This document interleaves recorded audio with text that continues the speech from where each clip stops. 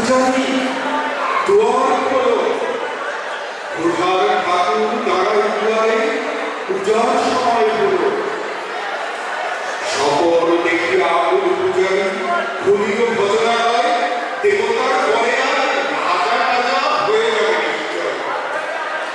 জীর্ণ বস্ত্র শীর্ণ বাধ্য, কোথায় কণ্ঠহীন ডাকিল বাধ্য, দান হলো বাবা হারিয়ে সাথে। সহসা বন্ধ হলো ভুখারে ফিরিয়া চলে, তিমির রাত্রি পথ হবে তার, ভুখার মানিক চলে। ভুখারে ভুখারে বল ওই মন্দির পূজারীর হায়, দেবতা তোমার নয়। মসজিদে কাল শিব দিয়েছিল, অনেক বস্তু রূপে বাঁচিয়ে গিয়েছে। মোল্লা সাহেব এসে তাই কুটি কুটি। এমন সময় মুসাফির গায়ে আগাই বলে, বাবা আমি ভুখা ফাঁকা আছি, আজকে থাকতে। দেরিয়া হইয়া হাঁটিল মোল্লা, ভেড়া বলে দেখি একটা ভুখা আছো, আমার বউ ভাগায় গিয়ে নামাজ পড়িস না। ভুখারি বলল, না বাবা।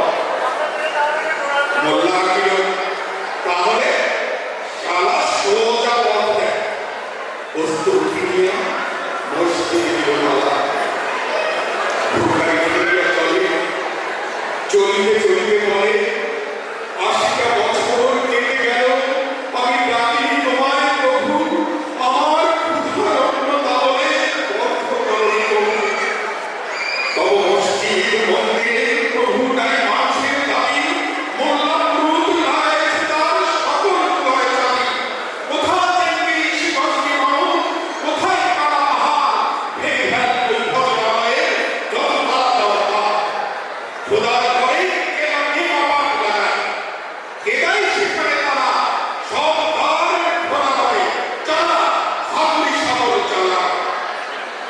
হায় রে ভজনালয়, তোমার কিনারে কাচুরিয়া পড়ল, গাভীর সাথে জল। অনেক ধন্যবাদ।